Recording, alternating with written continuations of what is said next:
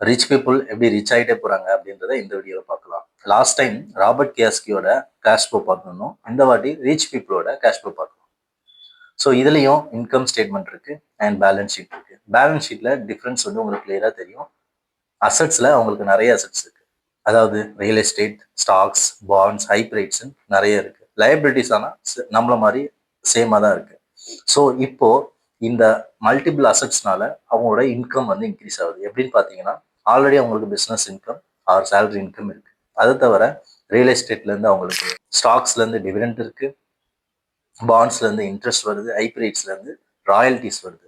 So இந்த மாதிரி அவங்களோட இன்கம் வந்து மல்டிபிள் சோர்ஸ்லேருந்து வருது.